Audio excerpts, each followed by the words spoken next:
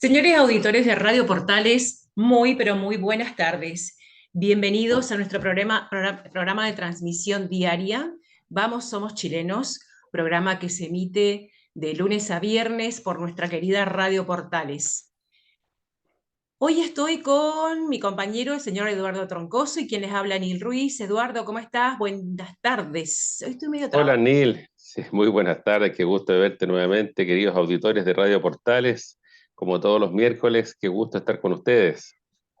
Estoy medio trabada, no sé. Parece que quise hablar rápido y me ganó las palabras y no el pensamiento. Así que tenía un poco de reacción lenta. Bueno, ¿cómo has estado? ¿Cómo has estado esta semana? ¿Qué tal te ha ido con... ha- ¿Has sentido algún movimiento sísmico en estos días? Sí, pero muy suaves aquí, Suave, ¿ah? hablando con mi hijo en Concepción, ya tuvieron uno más fuerte, que se fue con hipocentro en Lebu, Ah, que se sí. sintió bastante fuerte en Concepción, pero aquí hasta ahora han sido suaves, y bueno, es parte de la vida, Neil, temblores van a seguir habiendo fuertes y terremotos de cuando en cuando, y uno por más que se asuste o no se asuste, es algo con lo que uno tiene que vivir, es como la lluvia, como el viento, es parte de la naturaleza, así que El de mm, Lebu está considerado en la escala de Richter, ¿cierto? Porque se sintió muy sí, fuerte porque fue casi superficial. fue a 20 kilómetros de profundidad y fue 6,2 en escala Richter, que es bastante fuerte, o sea, para esa profundidad es fuerte. Mientras más cerca esté un temblor de la superficie, evidentemente más impacto tiene sobre la superficie. Claro. Habitualmente los temblores o terremotos causados por la subducción, que es cuando la placa de Nazca se mete debajo del continente americano, son a 100 kilómetros de profundidad, más o menos en ese orden, 100 o más. Entonces, cuando son a menos de 20 o menos de 30, se siente más fuerte y son más dañinos.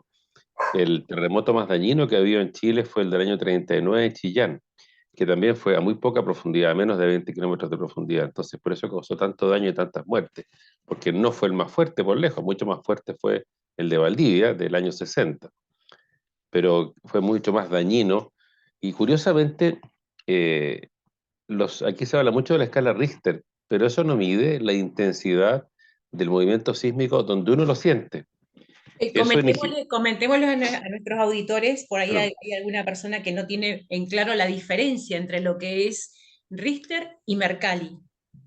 Bueno, la escala Mercalli es una escala sensorial, es como tú lo sientes, y hay personas entrenadas en todo el país que se comunican inmediatamente con los ONEMI cuando hay algún temblor, y que ellos perciben, sentían movimiento, se movieron los muebles, se movieron las lámparas, en casos extremos, perdí el equilibrio, se quebraron vidrios, en base a eso una especie de tabla, dicen, bueno, esto fue más o menos intenso, y se califica en una escala. Mercalli creo que llega hasta 8 nada más, no es más fuerte que eso. La escala de Richter, en cambio, es una escala científica. Lo que se mide es la energía liberada en el hipocentro o epicentro, como le llaman algunos, pero el nombre correcto es hipocentro del movimiento. Entonces, la escala de Richter solo tiene sentido en ese lugar. O sea, nadie puede decir que fue Richter 6,2 en Lebu y fue Richter 5 en Concepción. No, fue Richter 6,2 en el punto donde se produjo y punto. No hay una degradación de esa escala en la distancia. Y hay una tercera escala que casi nadie la conoce, la usan solamente los ingenieros, que es la aceleración que sufren las estructuras en superficie, que es lo que realmente interesa, o sea, cuánto te remecen a ti. Y eso hay unas curvas, se mide y es de hecho lo que miden los instrumentos miden aceleración y con eso deducen cuánto fue la intensidad. Y lo que se usa en el diseño sísmico es justamente la aceleración a la cual van a estar sometidas las estructuras en un determinado lugar, en base a la estadística, cuál fue el terremoto más fuerte en 50 años y en 100 años. Y una construcción que está aprobada por la norma sísmica, al menos la norma chilena, que es muy parecida a la de Estados Unidos, un poquito más estricta, dice que cualquier instalación debe soportar el terremoto más fuerte que ha habido en los últimos 50 años y seguir funcionando con normalidad. Y debe El soportar terremoto el más terremoto. fuerte, estamos hablando del a ver, de los terremotos más fuertes que han sido medidos, porque convengamos Claro, que no, pero aparentemente, los 50 últimos años han sido todos medidos con bastante precisión. yo leí en alguna oportunidad lo de lo que ocurrió en Santiago, lo del Cristo Mayo, Sí, Fue en 1800 y algo, no recuerdo antes, específicamente, 1600, que dicen que puede haber sido uno de los terremotos que superó sin a duda. lo medido y que aparte de eso fue muy largo. Obviamente que en esa época no había parámetros como para tenerlos en cuenta, entonces se pensó en su momento que era alguna fuerza sobrenatural, algo relacionado con extraterrestres, algo por el estilo, se creía, ¿no? Pero bueno, Exacto.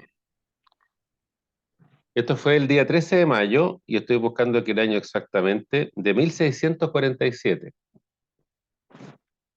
Y yo esta fecha la conozco y la celebro. Es que brutalidad celebrar una fecha, porque el 14 de mayo se celebra en Chile el Día de la Ingeniería, justamente por los esfuerzos de reconstrucción que hubo que hacer, porque el país quedó destrozado. como Lo poco que se ve consecuencia de como a consecuencia consecuencia del terremoto, claro. bueno, y Y ahí, este terremoto no fue medido porque no había en no, esa época ningún tipo de medición. claro, pero convengamos que fue hace más de 50 años, fue hace Claro, casi 200 años. claro. Y también es interesante porque habla de un Chile que nadie conoce. Mucha gente cree que Chile apareció, brotó de la tierra el año 1810. Y Chile tiene mucha historia, desde que llegaron, bueno, de que llegaron los primeros pueblos aborígenes hace 13.000 años. Después tuvo la influencia del Imperio Inca, el desarrollo, después llegaron los españoles en el 1500, en fin. Pero Chile ya era una sociedad organizada en el año 1600. Y aquí ocurrió este terremoto que fue muy, muy destructivo. Pero volviendo al tema de las escalas, lo que se mide son los terremotos más fuertes a 50 y a 100 años. A 50 años tienes que soportar el terremoto y seguir funcionando. Mira imagínate una industria que tiene cañerías, correas transportadoras, máquinas ensambladoras, máquinas de coser, lo que sea. Tiene que seguir funcionando. Eh, y el terremoto más fuerte de los últimos 100 años tiene que soportar la estructura sin causar daño a las personas. O sea, puede haber daño, se pueden romper algunos vidrios, se pueden parar algunas máquinas, se pueden romper algunas cañerías, pero la estructura tiene que soportar y no colapsar sobre las personas. En uno de los Entonces, últimos terremotos de Japón, no recuerdo de cuánto fue, circuló por las redes sociales un video donde estaban sobre una construcción, un edificio que estaban construyendo de más de 20 pisos, cómo funcionaba la estructura, porque todavía no estaba terminado el edificio, entonces cómo funcionaba la estructura mientras temblaba. Es es, increíble, increíble cómo se va moviendo en función de los soportes que les colocan a esas estructuras. Pueden ser movimientos horizontales, verticales. Es impresionante ver ese video. sí, bueno, ambos movimientos son importantes y para ambos se calcula. Y hay edificios que tienen una estructura muy resistente, como la casa en que yo estoy, que es hecha con concreto, con acero, en fin, como la mayoría de las construcciones tradicionales. Y hay otras que van un paso más allá y le ponen elementos para absorber esa vibración, cosa que en lugar de soportarla, de alguna forma la hacen el quite, con elementos como grandes piezas de goma que absorben energía, que usan incluso en grandes edificios, o incluso soportes que tienen la posibilidad de desplazarse uno Ujú. sobre otro, como es el caso del edificio de la CEPAL en Santiago. Y una cosa curiosa, la iglesia de San Francisco, que tú sabes que es el edificio más antiguo que se mantiene en pie en Chile, es del año 1600 más o menos, antes de este terremoto de mayo, esa iglesia se hizo una excavación para inspeccionar los cimientos, para ver en qué condiciones estaban. Y se descubrió que debajo de los cimientos, los constructores, que fueron franciscanos de aquella época, pusieron rocas muy grandes, como bolones, que permitieran un cierto grado de movimiento. O sea, ellos ya estaban de alguna forma, o por casualidad, o por inspiración divina, o por algún tipo de talento que no se traspasó con los años, pensando en los terremotos. Y esa iglesia por eso que ha soportado prácticamente 400 años sin ningún daño. Y ha Esta iglesia soportado está todos en los terremotos. Santiago, San Francisco de En Borja. Santiago, la iglesia de San Francisco, una iglesia colorada, grande, muy, muy imponente, que está en la calle Alameda, Ujú, justamente entre San Francisco y Santa Rosa. ujú. Eh, Tanto así que la Alameda tiene que hacer una pequeña curva para pasar por el Sí. costado, porque el trazado, justamente frente a donde alguna vez estuvo la Pérgola de las Flores, que inspiró la maravillosa obra de Francisco Flores del Campo, en ese sector muy, muy céntrico. Estamos hablando unas 6 cuadras más arriba de la Plaza de Armas, de la Plaza Bulnes, que es como el eje del centro cívico, de La Moneda. Así que esa es la tradición sísmica chilena, es para bien o para mal muy antigua, pero los vecinos deben llenar de orgullo que hay normas chilenas de construcción que se usan en todo el mundo. Las normas que desarrolló Endesa para construir represas, por ejemplo, son usadas en todo el mundo como referencia. Sí. Así que, y hoy día la construcción en Chile es realmente sísmica. Hemos tenido grandes terremotos y los edificios no se caen. Sufren daños, por supuesto, pero no se caen. Antisísmica, la construcción Claro, antisísmica. Por eso construir una casa de material es mucho más caro siempre, porque tiene que estar, porque se rige a través de muchas normas, especificaciones técnicas en cuanto a lo que son hierros y elementos que se utilizan para la construcción, y por lo general todos estos productos son importados, así que bueno, obviamente que eso impacta directamente en los sí. valores. El acero especialmente. El cemento se produce en Chile, pero el acero es importado de China en su mayor parte. También se produce acero en Chile, por supuesto, pero por razones de mercado llega mucho acero chino. Sí. Y tú sabes que curiosamente se construye poco en madera en Chile. Y la construcción de madera está subvaluada. Se habla mucho de que la madera es como de menor nivel, o sea, uno dice, no, yo quiero una casa sólida, es mejor. En circunstancias que la madera es un material mucho más noble y más resistente a terremotos. Ujú. Eh, Así que, y en otras partes se construyen edificios de madera. De hecho, la CONAF, aquí en Valparaíso, en el Sí. sector del lago Peñuelas, construyó un edificio experimental de 6 pisos, que todavía está ahí, está impecable, justamente para ver en el tiempo cómo se comporta la madera, tanto desde el punto de vista de su preservación como de la resistencia sísmica. Así que ese es un tema que tenemos mucho que desarrollar. Hay edificios, por ejemplo, el edificio corporativo de la CONAF, obviamente que se dedican a los bosques y a la madera, es enteramente de madera. Es un edificio enorme, es de 2 pisos, sí, pero es de una gran planta en Los Ángeles, eh, y funciona maravillosamente. O sea, es un tema que también hay que desarrollar. La construcción en madera es un tema que tiene mucho, mucho camino por andar y que tiene ventajas evidentes frente al terremoto. Sí, sí, sí. Bueno, y vamos a tocar bueno, estaba viendo el tema de las efemérides de hoy, 16 de noviembre, y voy a comentar una que para mí es muy importante, pero hay otra que ya después vamos a hablar del tema. Un 16 de noviembre de 1959 fallece Florencio Molina Campos. ¿Tú conociste alguna obra de Florencio Molina Campos? Primera vez que lo escucho, yo no soy tan culto como tú, ni. Bueno, no, lo que pasa es que esta persona es coterránea y es un pintor muy importante, reconocido mundialmente, donde él pintaba las tradiciones de la tierra, paisanos, o gente de campo, en sus caballos, con su compañero que era el perro. Hay cuadros muy tradicionales, así que después te voy a compartir alguno para que conozcas su obra, pero fue una persona Qué muy, bonito. muy interesante, dentro de lo que es la cultura de identidad de un pueblo, que se mantuvo o que mantuvo las tradiciones, pero de forma linda, de forma que realmente la gente se sentía muy identificada. Así que ya después te voy a mostrar algunas de las obras bueno, quería recordarlo. Para mí, es un artista, sus obras son muy lindas. Qué Bueno, y bonito. otra efeméride importante es que en 1945 en París se funda la UNESCO. UNESCO, Valparaíso, wow, qué asociación.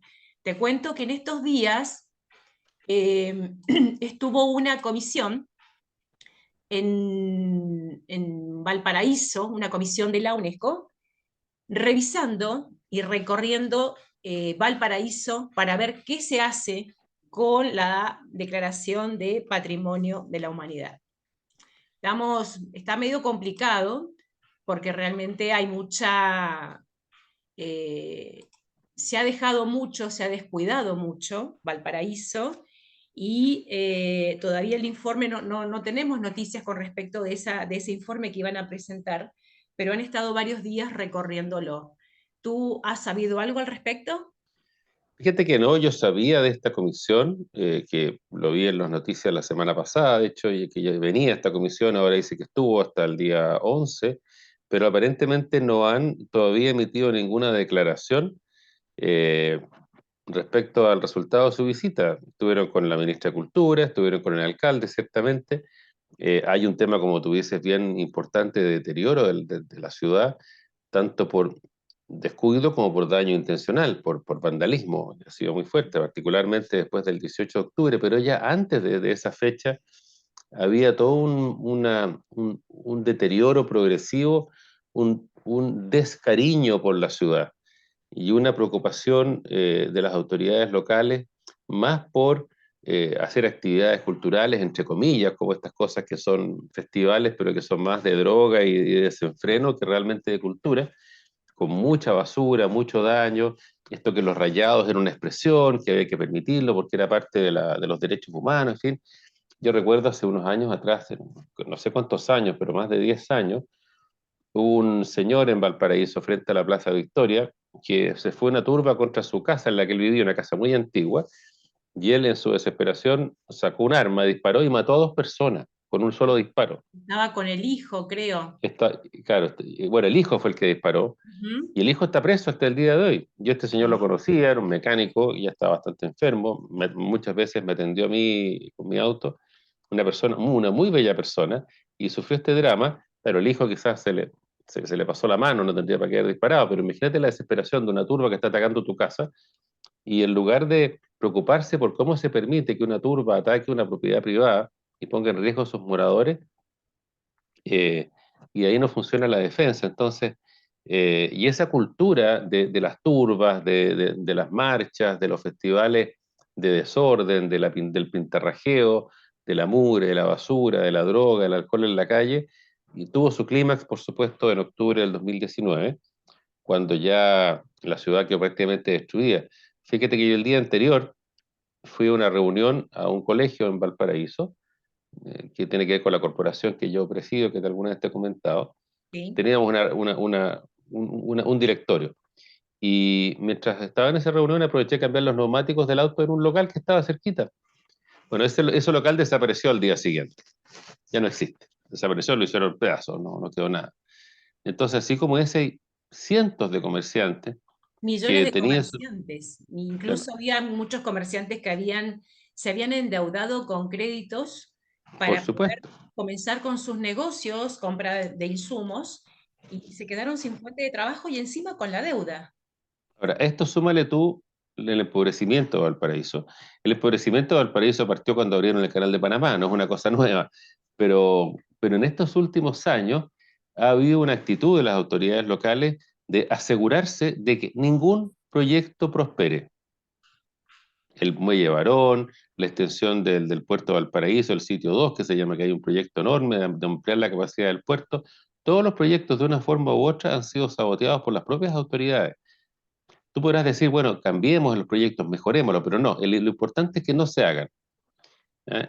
Y eso va desde Valparaíso hasta aquí en Concón con el Puente Piquero. Entonces, hay agrupaciones que se autodenominan progresistas, pero lo que hacen justamente es parar el progreso, porque eso es lo que les interesa, que no haya progreso, porque esta gente se alimenta de la pobreza y de la ignorancia.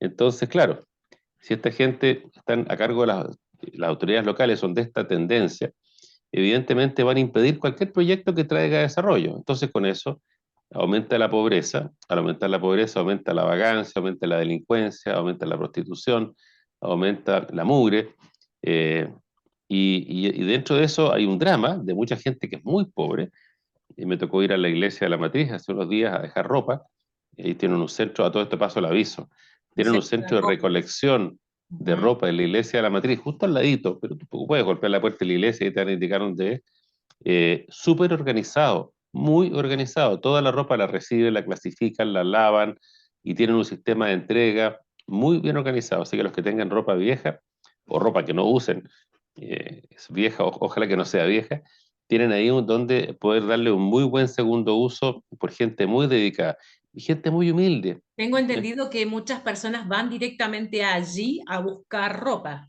Sí, ellos tienen prácticamente una tienda de ropa gratis para gente indigente.